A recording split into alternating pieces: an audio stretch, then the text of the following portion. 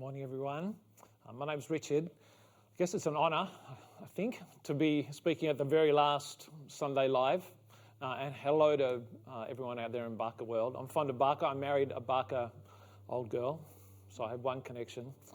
I want to start off this morning telling you a story. This girl I went on a beach mission with many years ago. And she told a story about how when she was maybe in about year 11, year 12 at school, she was getting on a train somewhere in Sydney, and as she got on, she slipped and fell between the train and the platform. And she sort of landed in the train with her arms and her head and sort of her chest lying in the train, and then her back was hanging, the back half of her body was hanging down between the train and the platform. And then as the doors on the train started to shut, there was this huge guy, this muscly guy, reached down and grabbed her arms and just pulled her onto the train and sort of sat her up. And then doors closed, train left. And then she looked around for this guy to say thank you to him. And he wasn't there. And so she said to the other people, it was a full train, there were people around. She said, "Who was it that pulled me in?" And they said, "What are you talking about?" There was no guy, there was no one there. I want to talk about hospitality today, but I need to talk about angels first. This was an angel story. She was convinced that she'd experienced God providing an angel to her, for her to save her. I've heard many angel stories. This was just one of them. Tell that for a couple of reasons. One is it's worth remembering, always worth remembering if you're a Christian, that we are supernaturalists. We're not ordinary. We don't think of life just in ordinary material existence terms. We're supernaturalists. We believe that the supernatural impacts upon life regularly. If you're a Barker wondering about that, go and talk to Chili. Ask him why. Why is it Christians are weird? I think it's reasonable weirdness. Ask him about that. But we are weirdos. We believe in the supernatural. But what's it got to do with hospitality? Well, I'm really only going to look at one verse in detail today. It's the second one we had read in Hebrews. Hebrews chapter 13, verse 2 says, "Don't neglect to show hospitality, for by doing this some have welcomed angels as guests without knowing it." So, angels. Entertaining angels. I want to talk about entertaining angels because that's a thing in the Bible. It's actually a surprisingly regular, well, not regular, but it happens quite a bit in the Bible that people entertained angels without knowing about it, without recognizing that they were angels. And it's pretty clear that that's what the writer of Hebrews had in mind. Sort of remember that people in the Bible have entertained angels. This has happened before. The most sort of famous story, I think, is Lot. This is in Genesis chapter 19. You can go back and look up that story. Lot entertaining angels without knowing it. But there are others. Gideon entertained angels. Samson's parents entertained angels. They're both in Judges 6, Judges 13. You can look that up. And so Hebrews is saying, remember that sometimes without knowing it, and in each of those stories they didn't know about it until suddenly it was revealed that they were angels. I even wonder whether we entertain angels. Judy, my wife, doesn't believe that they were angels, but I still wonder whether they were. We ran a ministry in the inner city many years ago, and there was this guy. Judy's skeptical because she never actually met him, but this guy just turned up. Literally, he had no story, he had no background, no nothing. And he turned up at this, it was like a sort of an evening program that we ran for street people. And he was a street person, turned up, and then he just spent about an hour teaching me the Bible and had amazing, it was like prophetic and insightful and prayerful and brilliant. And then he just disappeared again. Was he an angel? I don't know. But that's sort of the point. You don't know. That's really what it's saying. You can do it unawares. And I've always wondered, was that guy an angel?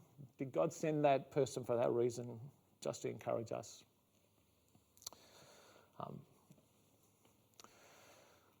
But why angels? Why does the writer bring up angels in terms of hospitality? passage says, don't forget to show hospitality to strangers, and uses angels as a case study. Here's a couple of thoughts. First thing is, if you want to encourage people to entertain strangers, it doesn't get any more stranger than an angel. That's about as far away strange as you can get. It's like entertaining aliens. They're completely strange. Another thing about angels is angels in the Bible are God's agents. So they are there sent by God with a purpose from God. They're sort of doing God's work on earth. They're part of achieving what God is on about. So if you're entertaining angels, you're sort of buying in to what God's doing. You're assisting in God building his kingdom. And that's a pretty cool thing. As I've already mentioned, angels are incognito. And I think this is actually the critical point here, is that you just never know. If you're entertaining someone, who knows who this is? Who knows whether this is a small person or a great person? They're a stranger. Who knows where they fit in God's economy, God's plans? Who knows how God's going to use them? Who knows how God's going to use the time? Who knows what you're contributing? You just don't know. Who knows what blessings it's going to lead to if you come close to a stranger? You just never know. And you will never know unless you do it. I'm reminded of this really cool story of, it's quite well known, Kerry Packer, who was crazy wealthy and not the most pleasant guy, but he was in England with playing horse polo with his team, and the day had finished and they went into the little village near where they were, and it was late, but they hadn't had dinner. And so they went to a pub, and they went to the publican, can you provide dinner? Kerry Packer said, got my team here, can you give us dinner? And the guy said, look, mate, sorry, the kitchen's closed. And he said, look, anything, can you just provide anything for us? And the guy said, no, sorry, mate, can't do it. So they went down the road, went to another pub in town. Same story, Kerry Packer says, can you provide dinner for our town? And the team and the publican said, sorry, mate, the kitchen's closed. And again, look, can you do anything? Yeah, okay, look, I've got some ham in the kitchen. I'll make you some ham sandwiches myself. And so they went in, he made some ham sandwiches. At the end of the night, gave him a bill for, I think, about £100. And Kerry Packer wrote out a cheque for £100,100 and gave it to the publican and said, here's the cheque, here's the tip. But I give this to you on one condition. Don't cash it until you've shown the publican down the road. Now, that's a Kerry Packer-y sort of move, but you sort of see the point. Like, neither of these guys knew who Kerry Packer was. You just don't know who you're going to entertain. You don't know what blessings will come of it. You don't know what you're buying into, what you're supporting. And one other thing I think is, if you do find out, like, that's about the best guest ever. Like, how cool is it? Who wouldn't, there are some people here, hands up if you wouldn't like to have an angel come to dinner at your place. That's such a brilliant thing. And I think that's sort of the sting in the tail of this verse is, who do you want to come to have dinner at your place? Who would you want to invite in? And there's that sort of question that people ask sometimes on like the talk shows, where if you could do like a dinner party, and who like the six people in history that you'd most like to have dinner with. And that's sort of what this passage is saying. Who do you value being in your house? Who is fun, important enough to you to invite them in? Who are too scary, who are too different to get invited in? But remember, angels are as strange as they get. And so I think the point here is that if you're happy to have an angel, then you should be happy to have anyone. And look, I get it. It's some of you might be sitting there thinking, look, hospitality, that's not my thing, that's other people's things. And I live in I'm married unequally here, yoked unequally. I'm married to someone who's brilliant at hospitality, and I had someone in our house every night of the week, and I keep saying, Yes, not this time. Yes, again, no, it'll be relentless. She's brilliant at it. So I get that sometimes it's tough. Sometimes you don't feel like it's your thing. But again, I'm pretty sure that at some point that everyone would be happy to have an angel around. So it's got to be your thing. It's like prayer. You might not be the world's best prayer, but it's not something you get out of. And in fact, that's the next point. The second point is, like the way the verse starts, it says, don't forget, don't neglect, don't forget. It's not saying, hey, here's this extra special cool thing that you should do that maybe you can do it if it's your thing.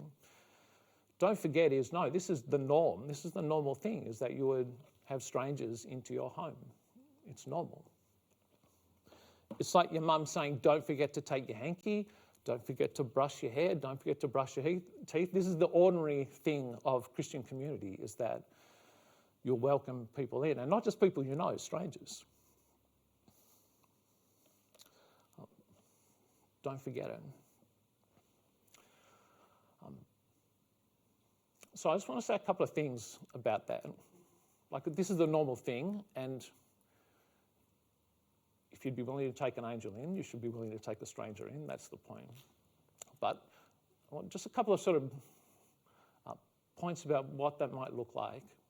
I'm not going to tell you what it looks like in your house, in your church, but it should be the norm, so it should look like something. But here are some of the features of hospitality, particularly hospitality with strangers. The first thing is, it is nearly always a good thing to do. It's nearly always good. People rarely complain about it or say, man, they had us around. How terrible is that? It's usually good. It's usually brilliant. And in fact, my son, Sam, and his wife, Laura, I can't ask them to get the details of this story, but at Christmas time, I think it was Christmas like a year back, some of Sam and Laura's friends from Sam's work came around to the Pontons, this is Laura's parents, house for Christmas dinner. And these were overseas students. They had no one to have Christmas with here, and they were invited around. And then months later, there was a thing at work, like a meeting at work, and they were being asked what were sort of the highlights of the year. And one of Sam's friends said, the best thing that happened to me all year was that I went to Christmas dinner at the Pontons. Best thing all year was to invite a stranger in. And that's to like your most precious private time, your family time. But it's the best thing that happened in his life that year. Inviting strangers is usually good. And it's also nearly always really distinctive. So Judy, again, it's always Judy. I am not the hero in this story, ever. But Judy invited someone from her work around. She's from a Persian background, a couple of weeks ago. They have lived in Australia for, 5-10 years. This was the first time that they'd ever been in an Australian house. First time. Nearly always good, nearly always a distinctive thing, nearly always distinctive for the people. It's nearly always enjoyable. Sometimes enjoy takes a bit of work, but it's nearly always enjoyable. Eventually, when you get to know someone, you'll find something you enjoy about them, a stranger. In Melbourne, there was a guy I used to visit regularly. He had mental illness. He would meet me at the door with a carving knife that he'd tied onto the end of a broomstick because he was scared of everyone. But every time we ended up laughing together. I don't know how. We would have a joke together. We would have fun. I'm reminded of another guy in Melbourne that I used to visit. He came to church, and he was a very hard person to have at church. He was Hungarian, and he was elderly. He was maybe in his 60s, 70s by then. He was always angry. He was very difficult to talk to because he would complain and whinge and grump at you and even get angry at you at times. And so people would sort of say hi, but they'd sort of stay away from him. But eventually, I remember one time sort of finally sitting down with him and just letting him rant. And I'm not kidding, it took half an hour of his ranting before he'd sort of ranted himself out. And then I actually started to get to know him, and I realised, he's like this because his life is incredibly difficult, and he's completely alone, and he has no one to talk to. has no one to get anything off his chest. But after half an hour of that, suddenly I discovered this guy was a journalist in the revolution in Hungary in 1956. He was a dissident. He was world famous, or at least Hungarianly world famous. He's a brilliant concert pianist. Amazing guy. Incredible life. Takes a bit of work to get past the strangeness of the stranger before you can get to the good stuff. Sometimes it does take work. And sometimes it's risky. Again, you never know who a stranger is. It's nearly always not risky, but you never know. But even that's in God's economy. I remember one story. Judy's family worked in Kenya, and they were there during the East African revival, and there was a whole lot of fights around independence at the time, and there was a group called the Mau Mau. And so in Kenya, there were all these people coming to faith in Christ, but there was the Mau Mau who were like the rebel opposition. And there was one of the stories in the churches that Judy's family were connected with where there was this guy, young guy, and the Mau Mau had found out about how he'd become a Christian, and they sent an assassin to go and kill him.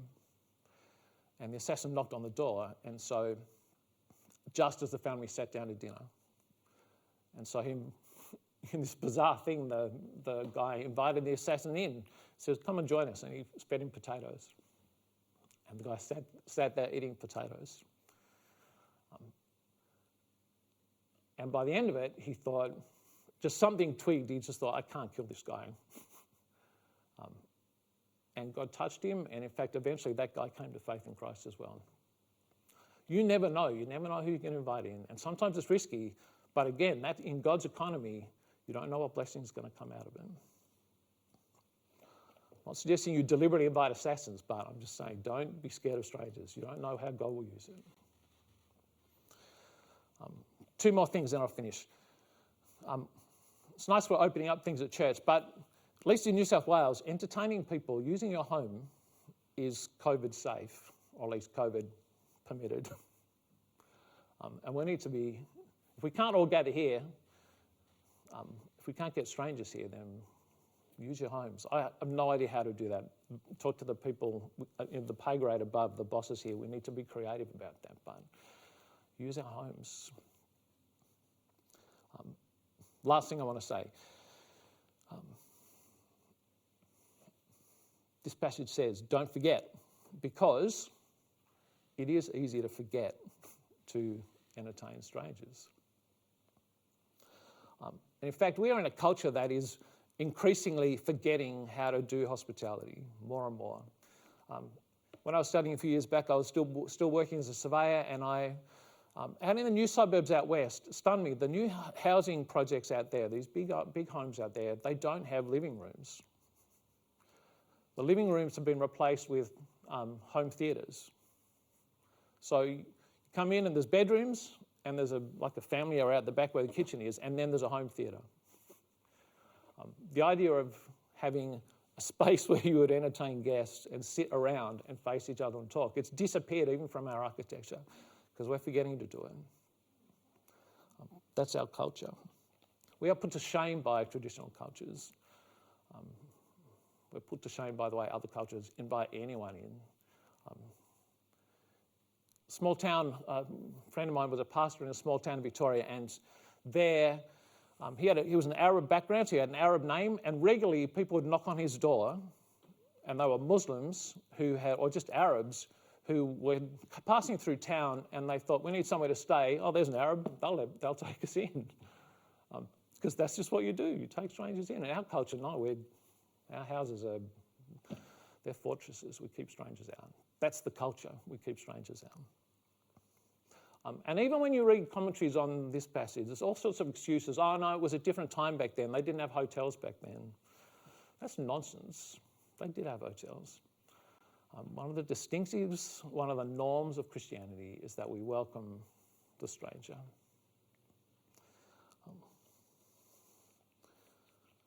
And this is saying, don't forget to do it. And just one last thing, it's really easy to tell whether you've forgotten, is to just ask, when was the last time you had a stranger in? I don't mean someone off the street, just someone, even someone you've met at church who you didn't know. When was the last time?